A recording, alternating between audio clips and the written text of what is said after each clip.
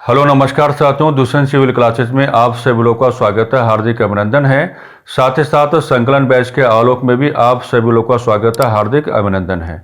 मेरे प्यारे साथियों, जैसा कि आप लोग भलीभांति परिचित हैं कि संकलन बैच के आलोक में भारतीय राज्य व्यवस्था के संदर्भ में हम लोगों ने अपने अध्ययन और अध्यापन के कार्यों को प्रारंभ किया हुआ है। फिलहाल देखिएगा कि जो आपका स्क्रीनिंग एग्जामिनेशन के रिगार्डिंग जो आपका रेस्पेक्टिव सिलेबस है, जो आपका पाठ्यक्रम है, उसमें भारतीय राज्य व्यवस्था के संदर्भ में जो सबसे मजबूत शब्दावली का जिक्र किया गया है वो रहती है भारतीय संविधान की विशेषताएं। और फिलहाल अभी हम भारतीय राज्य व्यवस्था के संदर्भ में अध्ययन और अध्यापन की प्रक्रिया के प्रारंभिक दौर में ही बने हुए हैं। अभी हम लोगों को भारतीय संविधान की जो विशेषताएं हैं उन्हीं को कैलकुलेट करके चलना है। फिलहाल देखिएगा कि संकलन बैच के आलोक में अभी जो आपका करंट डिस्कशन बना हुआ है, हमने संघात्मक व्यवस्था को अपनी चर्चा का मुख्य विषय बनाया हुआ है। और संघात्मक व्यवस्था के संदर्भ में जहां तक मेरा मानना है 4 प्रकार की कक्षाओं का प्रॉपर प्रेजेंटेशन आपके समक्ष कर दिया गया है। हमने संघात्मक व्यवस्था पर ज्यादा जोर इस नाते दिया, यह महज मामला संघात्मक व्यवस्था का ही नहीं है। जब आपको पार्लियामेंट्री सिस्टम पढ़ाया जाएगा तो वहां भी आपको कुछ इसी प्रकार की गहराई लेकर के चलनी पड़ेगी, क्योंकि आपको जिक्र किसका करना है? भारतीय संविधान की विशेषताओं का करना है। और अगर आपको भारतीय संविधान की विशेषताओं का जिक्र करना है तो संघात्मक व्यवस्था की जो ग्रेविटी है वो आपको लेकर के चलनी पड़ेगी। और इसी प्रकार से जो आपका पार्लियामेंट्री सिस्टम है उसकी भी जो रेस्पेक्टिव ग्रेविटी बन के आएगी, जो गहराई आपकी बन के आएगी, वो भी आपको लेकर के चलनी पड़ेगी। यहां से सवाल आने की जो संभावनाएं हैं उनकी क्या है? संभावनाएं काफी बनी हुई हैं। तो आज की जो चर्चा रहेगी, वैसे आज की चर्चा का जो आप संबंध है आप संघात्मक व्यवस्था के साथ ही लेकर के चलेंगे। लेकिन आज संघात्मक व्यवस्था के आलोक में आपको क्या है, इससे पहली वाली क्लास जो हमने आपके सामने रखी थी उसमें हमने एक विषय वस्तु के संदर्भ में आपको तैयार करने का कार्य किया था। यानी कि इससे पहली वाली क्लास में हमने क्या डिस्कस किया था? हॉरिजॉन्टल मोड ऑफ फेडरलिज्म जिक्र किया था, इसका जिक्र हमने किया था। और हमने पढ़ाया होगा आपको कि परपेंडिकुलर मोड ऑफ फेडरलिज्म, कुछ इस प्रकार की बातें हमने इससे पहली वाली क्लास में की थी। और उस क्लास का पूरा पर्पज हमने आपको ये बताया था कि जब आप संघात्मक व्यवस्था को उस तरीके से पढ़ लेते हैं, मैंने क्या कहा कि जब आप संघात्मक व्यवस्था को उस तरीके से पढ़ लेते हैं कि आपके ग्रिप में ये आ जाता है कि परपेंडिकुलर मोड ऑफ फेडरलिज्म का मतलब क्या होगा या हॉरिजॉन्टल मोड ऑफ फेडरलिज्म का मतलब क्या होगा, तो फिर आप एक नई प्रकार की विषय वस्तु के संदर्भ में अपने आप को तैयार करा पाते हैं। और वो जो नई प्रकार की विषय वस्तु है उसको आप क्या कहेंगे? सहकारी संघवाद। और हमने क्या कहा? सहकारी संघवाद को इंग्लिश में क्या कहा जाता है? Cooperative federalism. तो एक तरीका तो यह होता है, हम केवल इतना ही मान के चलें कि सहकारी संघवाद जैसी शब्दावली का जो सबसे पहला जिक्र है या सहकारी संघवाद जैसी जो शब्दावली है इसके जो मेजर वन प्रोपाउंडर हैं, जो प्रतिपादक हैं, तो एक तो हम ये कह के मतलब मान के चल सकते हैं कि ग्रेनवाइल ओस्टिन का जिक्र है ना, क्योंकि सहकारी संघवाद जैसी शब्दावली का पहला जो व्यवस्थित प्रयोग किया गया है वो ग्रेनवाइल ओस्टिन की ओर से किया गया है। लेकिन जैसा कि हमने कहा कि आपके परीक्षाओं के अंदर का जो एनवायरनमेंट है उसमें काफी परिवर्तन हो गए हैं, तो सहकारी संघवाद को कुछ अलग प्रकार से आपको क्या है यहां पर डिस्कस करके चलना पड़ेगा। अगर इन फ्यूचर सहकारी संघवाद जैसी विषय वस्तु पर आधारित आपके सामने चुनौतीपूर्ण सवाल रखे जाते हैं तो आप उनका आसानी से सामना कर पाए, यही उद्देश्य क्या है हमारा यहां पर रहेगा। तो कुल मिलाकर के हमने आपको ये बताने का कार्य किया है कि डिस्कशन तो संघात्मक व्यवस्था के संदर्भ में ही रहेगा, लेकिन आज आपको क्या डिस्कस करके चलना पड़ेगा? सहकारी संघवाद यानी कि कोऑपरेटिव फेडरलिज्म जैसी विषय वस्तु क्या है आपको डिस्कस करके चलना पड़ेगा। ठीक है, ड्राफ्टिंग बनाते हैं। एक शब्दावली आपको मिली और इस शब्दावली को आपने हिंदी में क्या कहा? सहकारी संघवाद कहा। इस शब्दावली को आपने हिंदी में क्या कहा? सहकारी संघवाद कहा। सहकारी संघवाद कहा। और इसी को इंग्लिश में क्या कहा जाता है? कोऑपरेटिव। इसी को इंग्लिश में क्या कहा जाता है? कोऑपरेटिव फेडरलिज्म कहा जाता है। इसी को इंग्लिश में क्या कहा जाता है? अभी कोऑपरेटिव फेडरलिज्म कहा जाता है। तो सबसे पहले तो आपको वही ट्रीटमेंट करके चलना पड़ेगा कि ये जो आपका सहकारी संघवाद जैसी शब्दावली आपके सामने आई है, इसके प्रतिपादक कौन है? इसके प्रतिपादक कौन है? इसके प्रतिपादक कौन है? प्रतिपादक का मतलब यहां पर क्या हो जाता है कि इसके प्रोपाउंडर कौन है? इसके प्रोपाउंडर कौन है? इसके प्रतिपादक कौन है? या फिर आप इसको बदल के ऐसा भी तो कह सकते हो, आप इसको बदल के ऐसा भी तो कह सकते हो कि इस शब्दावली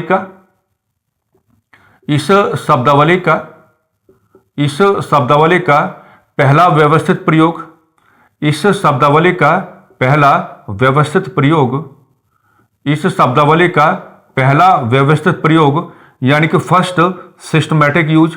तो पहला जो व्यवस्थित प्रयोग आपको दिखाना है वो यहां पर आपको किसका जिक्र करना पड़ेगा? ग्रेनवाइल। आप किसका जिक्र करेंगे? ग्रेनवाइल ऑस्टिन।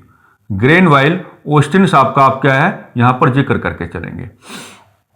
तो ये तो बहुत ही हल्का सा सवाल आपसे पूछा जाता है कि who was the propounder of terminology like cooperative federalism, यानी कि सहकारी संघवाद जैसी शब्दावली का मुख्य प्रतिपादक कौन है? तो वहां पे आप किसका रेफरेंस लेके चलेंगे? ग्रेनवाइल ऑस्टिन साहब का रेफरेंस आप लेकर के चलेंगे।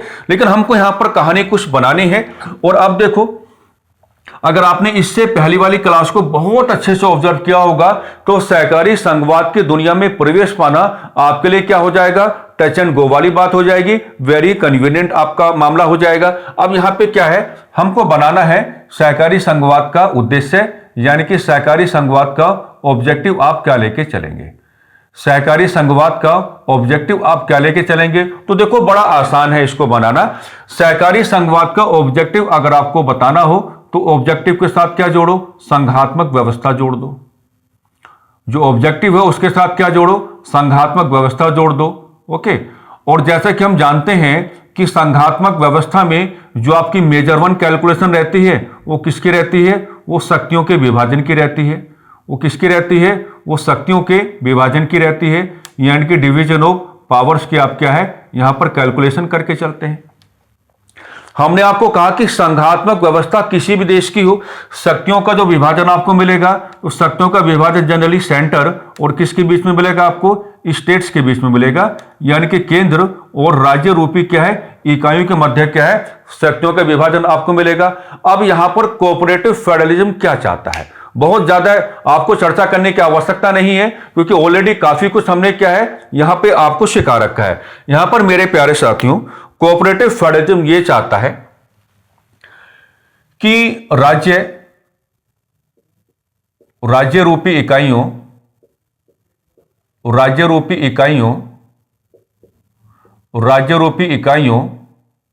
तथा केंद्र के मध्य, क्या कहा हमने? राज्य रूपी इकाइयों तथा केंद्र के मध्य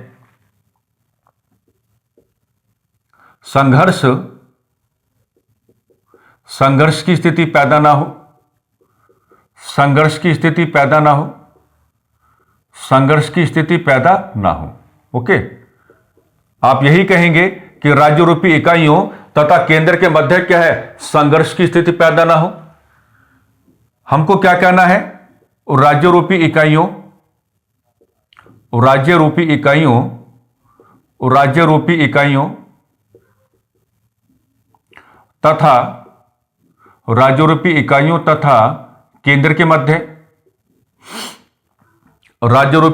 तथा केंद्र के मध्य, सहयोग का धरातल स्थापित हो जाए। ओके। सहयोग का धरातल स्थापित हो जाए। यानी कि कुल मिलाकर के जो कोऑपरेटिव फेडरलिज्म है वो क्या चाहता है? वो ये चाहता है कि राज्य रूपी इकाइयों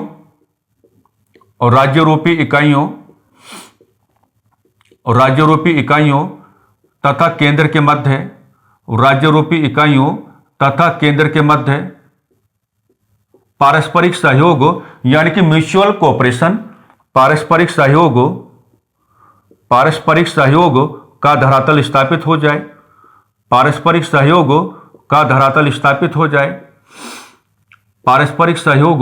का धरातल क्या हो जाए भाई? स्थापित हो जाए। ओके। पारस्परिक सहयोग का धरातल स्थापित हो जाए। और फाइनली अब हमको क्या कहने का मौका मिलेगा? फाइनली अब हमको यह कहने का मौका मिलेगा कि पारस्परिक सहयोग का यही धरातल, हम क्या कहेंगे? हम यही कहेंगे कि पारस्परिक सहयोग का यही धरातल, पारस्परिक सहयोग का यही धरातल संघात्मक व्यवस्था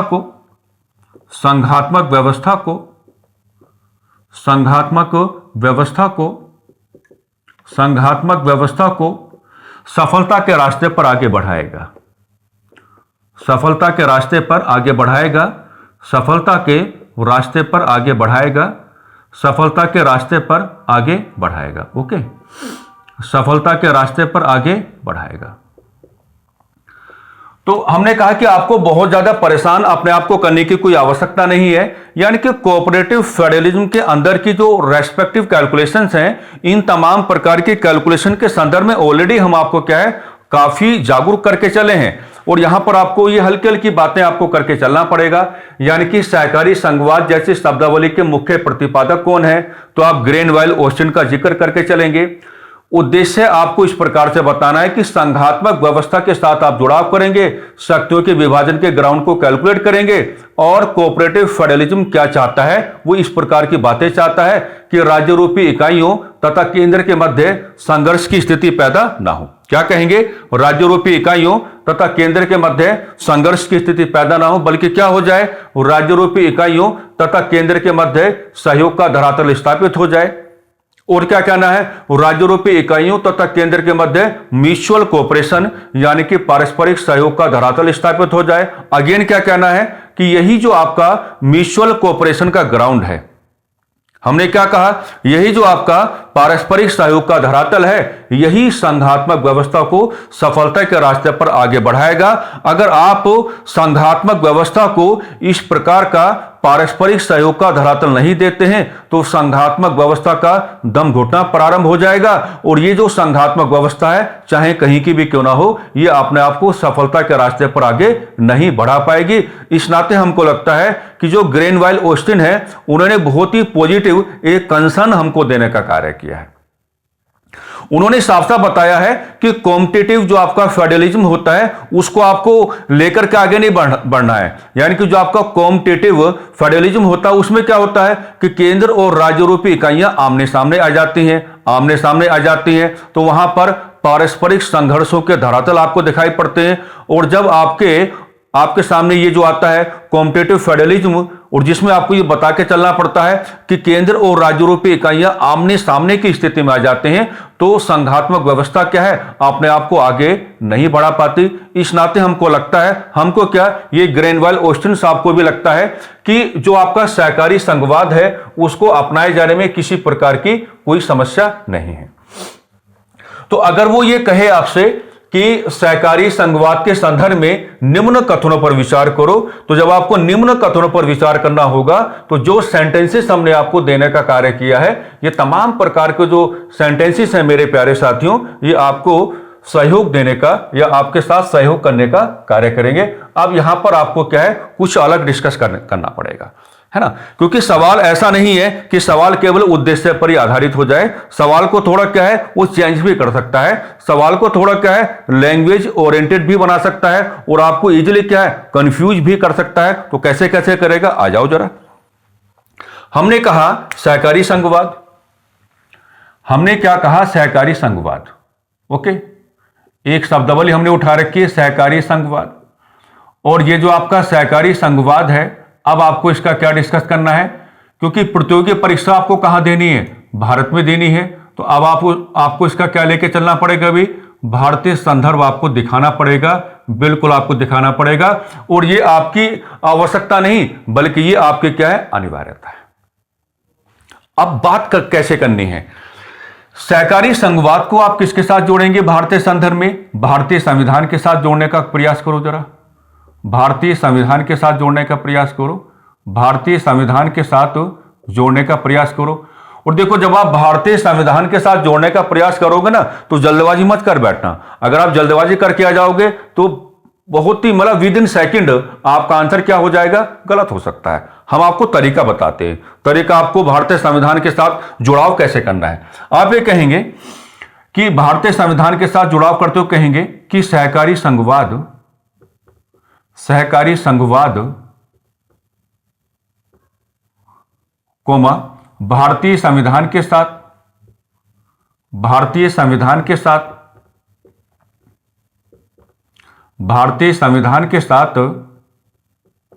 प्रत्यक्ष तौर पर, गौर करना, प्रत्यक्ष तौर पर अपना कोई जुड़ाव नहीं रखता, प्रत्यक्ष तौर पर अपना कोई जुड़ाव, एसोसिएशन प्रत्यक्ष तौर पर अपना कोई जुड़ाव नहीं रखता। प्रत्यक्ष तौर पर क्या है भाई, अपना कोई जुड़ाव नहीं रखता, सीधा मना कर देना है, तरीका है ये। यानी कि सहकारी संघवाद जैसी व्यवस्था या सहकारी संघवाद जैसी शब्दावली भारतीय संविधान के साथ अपना कोई भी प्रत्यक्ष जुड़ाव लेकर के नहीं चलती है, भारतीय संविधान के साथ अपना कोई भी प्रत्यक्ष जुड़ाव लेकर के नहीं चलती है। बात एकदम पाक साफ है और बहुत ज्यादा सीधी है और बहुत ज्यादा क्या है, आसान भी है। तो क्या कहना है, कहना यह है कि जब आप भारतीय संविधान के साथ जुड़ाव करने की बात करेंगे तो आप क्या कहेंगे, आप ये कहेंगे कि सहकारी संघवाद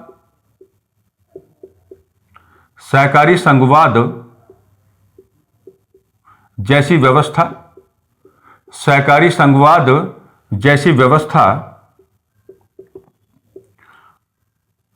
भारतीय संविधान के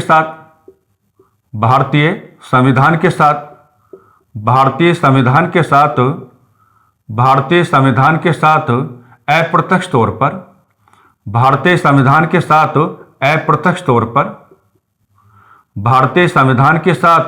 अप्रत्यक्ष तौर पर अपना जुड़ाव रखती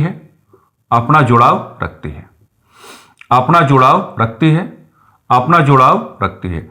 यानी कि मामला क्या है, मामला समझ का है, साफ साफ मना कर देना है कि सहकारी संघवाद जैसी विषय वस्तु भारतीय संविधान के साथ अपना कोई भी प्रत्यक्ष जुड़ाव लेकर के नहीं चलती है। अगर आपको वाकई में यह समझना है कि क्या वाकई में भारतीय संविधान के पास ऐसे अनुच्छेद हैं या क्या वाकई में भारतीय संविधान के पास ऐसे आर्टिकल्स हैं, ऐसे प्रोविजंस हैं जिनको हम अगर समझने का प्रयास करें तो इनडायरेक्ट वे में हम ये समझ सकते हैं कि बातें किसकी ओर जा रही हैं, सहकारी संघवाद जैसी विषय वस्तु की ओर जा रही हैं। तो प्रत्यक्ष जुड़ाव नहीं है बल्कि कैसा है, अप्रत्यक्ष जुड़ाव है। अब कुछ नया आपको सिखाते हैं। यहां पर आपको क्या है, दो प्रकार के रेफरेंसेस लेकर के चलने हैं जिनको हम कहेंगे to major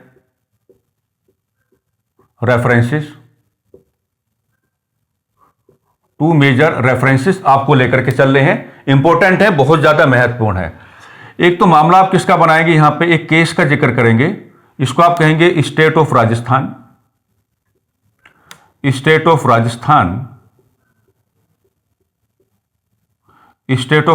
versus union of India. और मेरे प्यारे साथियों, ये मामला कब का है, ये मामला है 1977 का। State of Rajasthan versus union of India, इसको आधार बनाते हुए आपको क्या कहने का मौका मिलेगा कि इस मामले में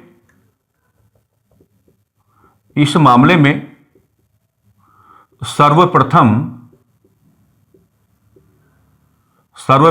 सर्वोच्च न्यायालय ने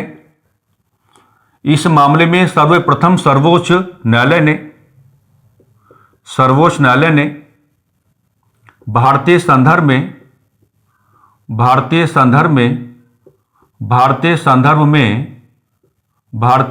में सहकारी संघवाद, बहुत इंपॉर्टेंट सवाल बनेगा ये, सहकारी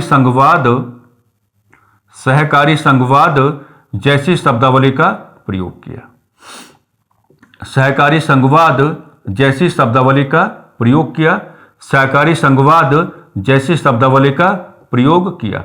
यानी कि इस मामले का या इस केस का रेफरेंस देते हुए आप ये कह सकते हैं कि सर्वोच्च न्यायालय की ओर से फॉर द फर्स्ट टाइम, यानी कि सबसे पहली बार सहकारी संघवाद जैसी शब्दावली का जो जिक्र किया गया वो 1977 में किया गया। और ये मामला कौन सा था आपका? State of Rajasthan versus union of India. Okay, अब इसके साथ ही साथ आप ये मामला यहां पे बना के चलेंगे।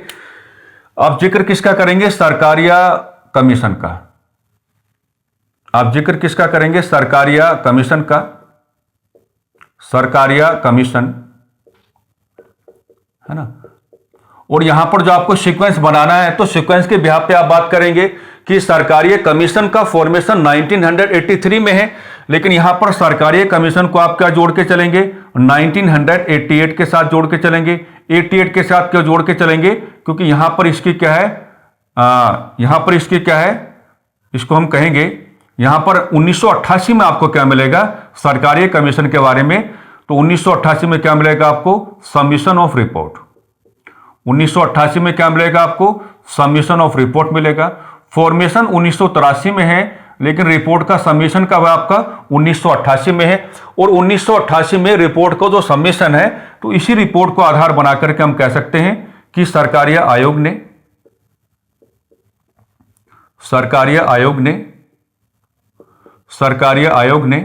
हम लोग जानते हैं कि सरकारिया आयोग किसके रिलेशन में काम करेगा?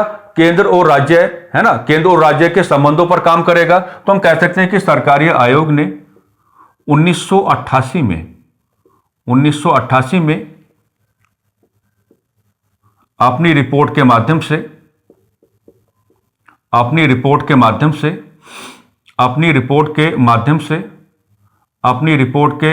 से केंद्र तथा राज्यों के संबंधों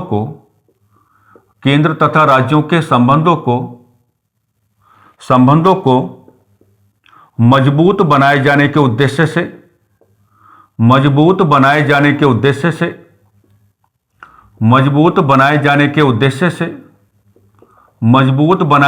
उद्देश्य से सहकारी संघवाद जैसी व्यवस्था पर जोर दिया, जैसी व्यवस्था पर फोकस किया, जैसी व्यवस्था पर जोर दिया। तो भारतीय संदर्भ जो आपको लेके चलना पड़ेगा, तो भारतीय संदर्भ में आपको थोड़ा ठहराव तो लेके चलना ही चलना है, लेकिन जो आपके अनिवार्य तौर तरीके हैं, वो तमाम प्रकार के जो अनिवार्य तौर तरीके हैं मेरे प्यारे साथियों, वो आपकी गिरफ्त में आ जानी चाहिए। हमने सब कुछ आपको यहां तक बताया है कि भारतीय संविधान के साथ आप जुड़ाव कैसे करके चलेंगे, यहां पर सर्वोच्च न्यायालय का जिक्र आपको कैसे करना है, और यहां पर जो आपका सरकारिया कमीशन है उसको आपको किस प्रकार से जोड़ के चलना है। तुरंत इसका लेंगे आप एक स्क्रीनशॉट, एकदम हो गया होगा। चलिए आगे बढ़ते हैं। अभी भारतीय संदर्भ को ही हमें क्या है डिस्कस करना है थोड़ा और आगे की ओर, ताकि आपको परीक्षा में किसी प्रकार की परेशानी का या किसी प्रकार की समस्या का सामना ना करना पड़े, और कम से कम एक अच्छा रास्ता आपको मिल जाए, ताकि कोई भी कंडीशन अगर सहकारी संघवाद के संदर्भ में और भारतीय संदर्भ में अगर आपके सामने रखी जाती है तो आप उसको अप्रोच किए जाने के कॉन्टेक्स्ट में परेशानी ना उठाएं। ठीक है, अब देखिएगा और हम क्या क्या यहां पे बता सकते हैं, और हम क्या क्या रेफरेंस यहां पे ले सकते हैं। अब देखो, अगर मैं यहां पर भारतीय संदर्भ में भारतीय संविधान के एक आर्टिकल को जोड़ के आपको दिखाऊं, तो एक आर्टिकल क्या मिलेगा आपको? आर्टिकल 54। आर्टिकल 54 क्या मिलेगा आपको? आर्टिकल 54 आपको मिलेगा। और आर्टिकल 54 क्या कहता है? आर्टिकल 54 राष्ट्रपति के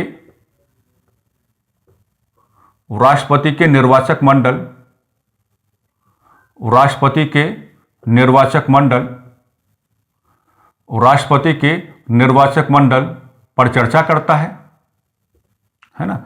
वैसे तरीका तो खैर ये होता है कि आर्टिकल 54 को आप आर्टिकल 55 के साथ मर्ज करें, और जब आप आर्टिकल 54 को आर्टिकल 55 के साथ मर्ज करके चलेंगे तो जो आपका कंप्लीट इलेक्शन मेथड हो, प्रेसिडेंट ऑफ इंडिया है वो आपके सामने आ जाता है। लेकिन राष्ट्रपति का जो निर्वाचक मंडल है, जो लोग राष्ट्रपति के निर्वाचन में प्रत्यक्ष तौर पर भाग लेते हैं, तो जो आपका इलेक्टोरल कॉलेज बन के आता है वो आर्टिकल 54 में आपके सामने बन के आता है। तो आर्टिकल 54 में क्या है, राष्ट्रपति के निर्वाचक मंडल पर चर्चा है ना। और ये जो आपका राष्ट्रपति का निर्वाचक मंडल है, इसमें राज्य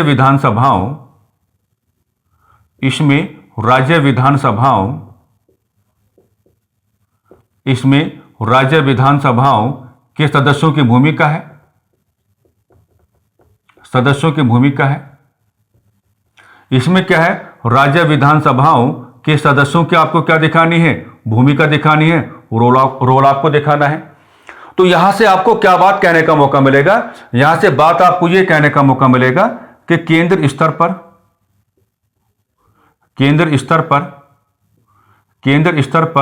राज्यों की भूमिका, केंद्र स्तर पर क्या मिल रही है आपको, राज्यों की भूमिका। और अगर केंद्र स्तर पर राज्यों की भूमिका आपको मिल रही है तो इसका मतलब क्या होगा, ये एक उदाहरण बन जाएगा किसका, सहकारी संघवाद का एक उदाहरण, सहकारी संघवाद का एक उदाहरण बन जाएगा। सहकारी संघवाद का एक उदाहरण क्या है, बन जाएगा। तो आपको अपने तौर तरीके बदलने होंगे। अगर आप अपने तौर तरीकों में बदलाव कर लेते हो तो एग्जामिनेशन में जो भी इंपॉर्टेंट क्वेश्चंस हैं या जिस तरीके से आपके सामने क्वेश्चंस एस्टेब्लिश किए जाते हैं उनको अटेम्प्ट करना या उनको अप्रोच करना क्या होगा, काफी ज्यादा कन्वीनियंट आपके सामने हो जाएगा। तो आर्टिकल 54 में आप क्या बताएंगे, राष्ट्रपति के निर्वाचक मंडल पर चर्चा है और इसमें राज्य विधानसभाओं के सदस्यों की भूमिका है। ठीक है, अब कैटेगराइज करके चलने की आपको कोई आवश्यकता नहीं, निर्वाचित मनोनीत, क्योंकि मनोनीत का तो आपको कोई कॉन्सेप्ट है ही नहीं। आप सीधा कह सकते हैं कि इसमें राज्य विधानसभाओं के सदस्यों की भूमिका है और केंद्र स्तर पर राज्यों की भूमिका आपको दिखाई पड़ती है। That means we easily can say कि it is a one type of example of cooperative federalism. ये अपने आप में क्या बनेगा, सहकारी संघवाद का एक क्या है, उदाहरण है। इसी प्रकार का एक आर्टिकल और आपके सामने रख देते हैं। आइए, तो आप जिक्र किसका करेंगे, आर्टिकल 80। अब आर्टिकल 80 का मतलब क्या हो जाता है, अनुच्छेद 80 का मतलब क्या हो जाता है, अनुच्छेद 80 इक्वल क्या हो जाता है, राज्यसभा। अनुच्छेद 80 इक्वल क्या हो जाता है, राज्यसभा हो जाता है ना। अब हमको यहां पे जुड़ाव कैसे करना है, हमको जुड़ाव ऐसे करके चलना है कि राज्यसभा जो है हम कहेंगे कि राज्यसभा केंद्रीय विधायिका में शामिल, केंद्रीय विधायिका राज्यसभा, या ऐसे लिख लेते हैं कि राज्यसभा केंद्रीय विधायिका का एक अंग, राज्यसभा केंद्रीय विधायिका का एक अंग। और ये जो आपकी राज्यसभा है ना, राज्यसभा के माध्यम से ही, अब आपको ये कहने का मौका मिलेगा, राज्यसभा के माध्यम से ही, राज्यसभा के माध्यम से ही, राज्यसभा के माध्यम से ही, ओके, राज्यसभा के माध्यम से ही राज्य रूपी इकाइयां, राज्य रूपी इकाइयां, राज्य रूपी इकाइयां, राज्य रूपी इकाइयां केंद्र स्तर पर, राज्य रूपी इकाइयां केंद्र स्तर पर अपना प्रतिनिधित्व कर पाती हैं, अपना प्रतिनिधित्व कर पाती हैं, यानी कि अपने आप को रिप्रेजेंट करा पाती हैं, अपना प्रतिनिधित्व कर पाती हैं। तो मेरे प्यारे साथियों, अगर ऐसा है तो अगेन हमको क्या कहने का मौका मिलेगा कि ये भी क्या बन जाएगा, सहकारी संघवाद का उदाहरण बन जाएगा। ये भी क्या बन जाएगा, सहकारी संघवाद का उदाहरण बन जाएगा। सहकारी संघवाद का क्या बनेगा, उदाहरण बन के आपके सामने आएगा। ओके, तो बहुत सारे प्रावधान हैं। अगर हम सबको कैलकुलेट करने की बात करेंगे तो यही मामला चलता रहेगा। यहां पर कुछ मजबूत चीजें हम आपके सामने रख रहे हैं ताकि आपको क्या है, एक अच्छा रास्ता यहां पर क्या है, मिल जाए। आपको क्या है, एक अच्छा रास्ता यहां पर क्या मिल जाए। चलो कुछ और चीज दिखा देते हैं। अगर इसी व्यवस्था को थोड़ा और आगे बढ़ाया जाए, इसी व्यवस्था को थोड़ा और आगे बढ़ाया जाए तो एक आर्टिकल आपको मिलेगा जिसको आप कहेंगे आर्टिकल 246, आर्टिकल 246। और आर्टिकल 246 क्या कहेगा, ये आपको ये कहेगा कि समवर्ती सूची पर चर्चा करता है, अलग से समवर्ती सूची पर चर्चा करता है। हालांकि ये जो आपकी समवर्ती सूची है ये भारतीय संविधान की 7वीं अनुसूची में भी आपके सामने आती है, लेकिन आर्टिकल 246 समवर्ती सूची पर चर्चा करता है और क्या कहता है कि इस सूची में शामिल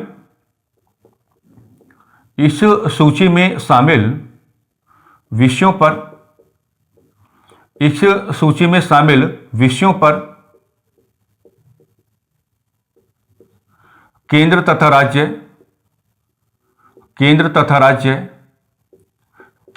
राज्य दोनों मिलकर कानून बनाते हैं। केंद्र तथा राज्य दोनों मिलकर कानून बनाते हैं। दोनों मिलकर क्या है? कानून बनाते हैं। हालांकि हम वही कहेंगे कि यहां पर यह मामला भी रहता है कि समवर्ती सूची के विषय पर क्या होता है कि केंद्र और राज्य रूपी इकाइयां दोनों मिलकर कानून बनाते हैं, लेकिन अगर दोनों में टकराव हो जाता है तो केंद्र द्वारा बनाए गए कानून को अधिक प्राथमिकता दी जाती है। हमको वहां नहीं जाना है, हमको रेफरेंस अपने हिसाब से लेना है। तो अगर हम आर्टिकल 246 का रेफरेंस लेकर के चलते हैं तो साफ साफ कहा जाता है कि समवर्ती सूची में शामिल जो तमाम प्रकार के विषय हैं उन पर क्या केंद्र और राज्य दोनों मिलकर क्या है? कानून बनाते हैं। यानी कि यहां पे मिलता क्या है आपको? यहां पर मिलता है आपको पारस्परिक,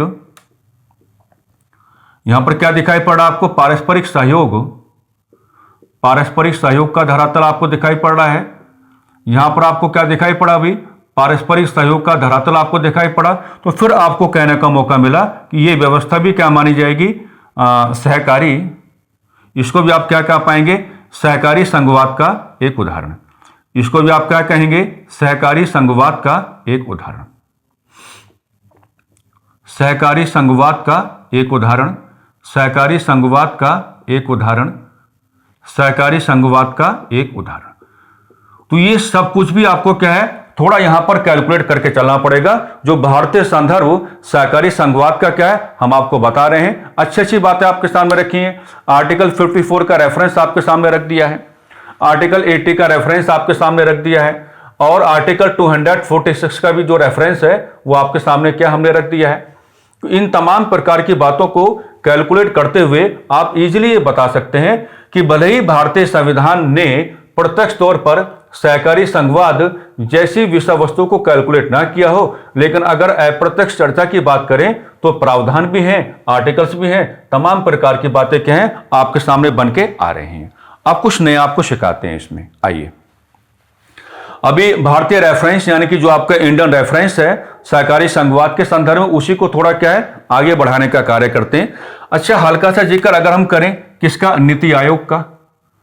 अगर हल्का सा जिक्र हम किसका करें? नीति आयोग का। नीति आयोग का। तो आप लोग जानते हैं कि जो नीति आयोग है इसके एक्स ऑफिशियो चेयरमैन आपको कौन मिलेंगे? तो एक्स ऑफिशियो चेयरमैन आपको कौन मिलते हैं? Prime minister of India. कौन मिलते हैं? प्राइम मिनिस्टर ऑफ इंडिया मिलते हैं। प्राइम मिनिस्टर ऑफ इंडिया मिलते हैं। लेकिन हम आपको यहां पर यह बताना चाहेंगे कि नीति आयोग का जो आपका गवर्निंग काउंसिल है,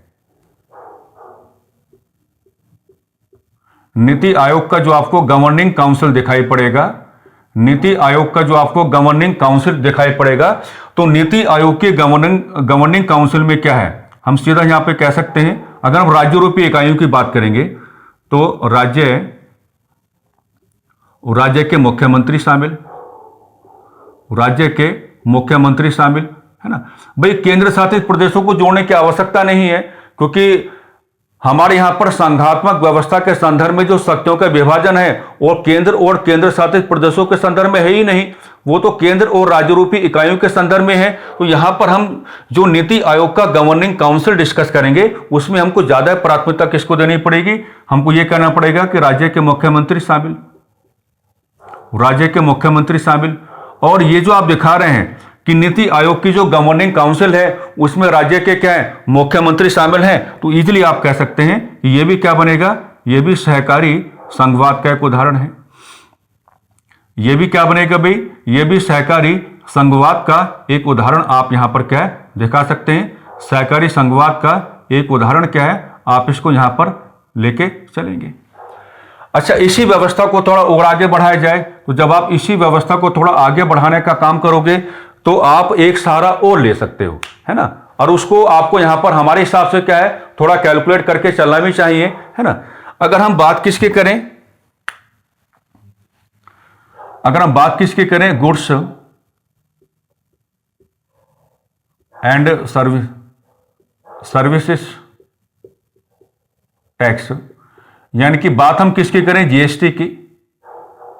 तो जब आप जीएसटी की बात करते हैं तो यहां पे आपको क्या दिखाई पड़ता है, एक जीएसटी काउंसिल आपको दिखाई पड़ता है, एक आपको क्या दिखाई पड़ता है, जीएसटी काउंसिल की व्यवस्था आपको दिखाई पड़ती है।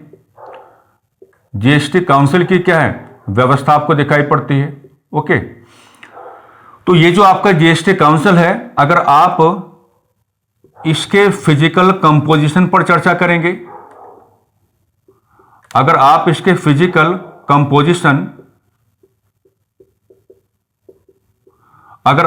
फिजिकल कंपोजिशन पर चर्चा करेंगे तो आपको क्या कहने का मौका मिलेगा, आपको यह कहने का मौका मिलेगा केंद्र तथा राज्य दोनों के प्रतिनिधि शामिल,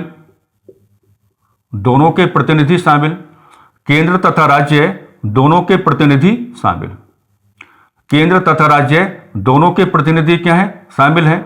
और मेरे प्यारे साथियों, यदि ऐसा है तो ये भी क्या बनेगा, ये भी बन जाएगा सहकारी संघवाद का एक उदाहरण। ये भी क्या बन जाएगा, सहकारी संघवाद का एक उदाहरण। ये भी क्या बनेगा, सहकारी संघवाद का एक उदाहरण बनेगा, सहकारी संघवाद का एक उदाहरण बनेगा। और किस संदर्भ में बनेगा, भारतीय संदर्भ में क्या है, बनेगा।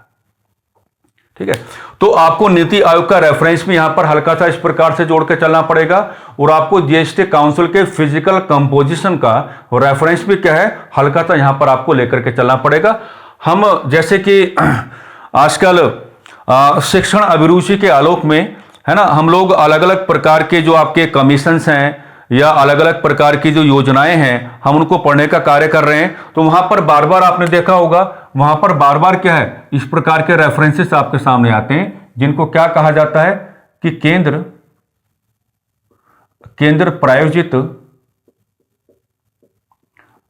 प्रायोजित योजनाएं,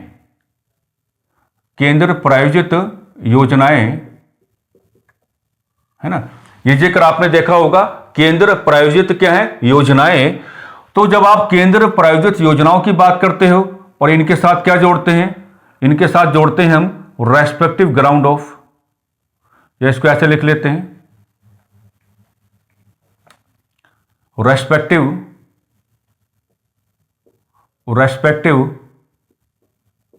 फंडिंग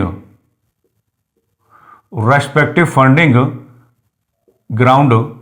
जब आप जोड़ने की बात करते हैं तो आप क्या कहते हैं कि जब आप फंडिंग ग्राउंड की बात करते हो तो आप ये कहते हैं कि केंद्र, और एक तरफ किसको रखते हैं, आप मान लीजिए किसी राज्य को रखते हैं।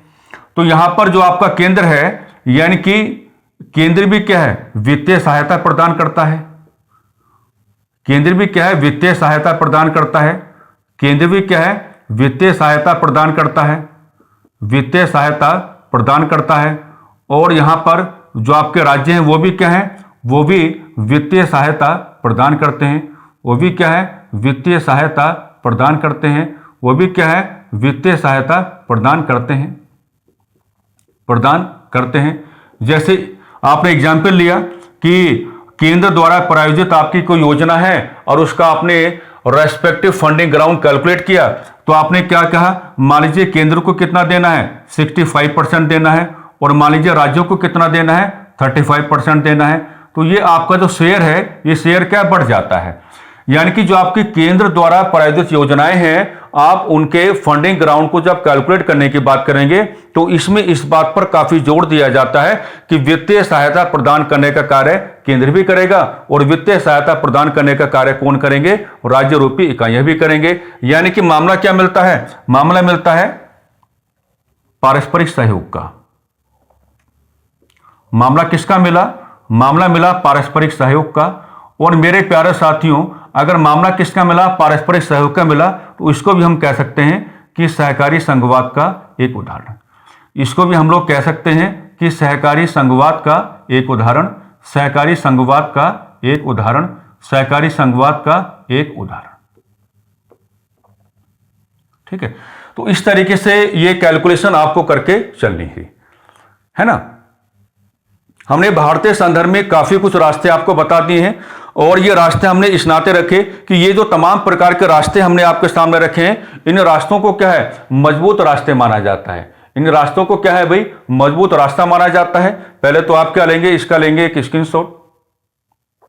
नीति आयोग आपको दिखाना पड़ेगा, जीएसटी काउंसिल आपको दिखाना पड़ेगा, केंद्र द्वारा प्रायोजित आपको योजनाएं भी दिखानी पड़ेंगी। ठीक है, तो कुल मिलाकर के ये सहकारी संघवाद जैसी विषय वस्तु का जिक्र आज हमने किया, और सहकारी संघवाद के संदर्भ में या इस विषय वस्तु के संदर्भ में आपका व्यवहार किस प्रकार का आ जाना चाहिए। हमारा डिस्कशन फैक्चुअल ओरिएंटेड भी रहा, और हमारा जो डिस्कशन है वो कॉन्सेप्ट ओरिएंटेड भी रहा। हम तो यही चाहेंगे कि आप कक्षाओं के साथ लगातार अपना जुड़ाव बना के चलें।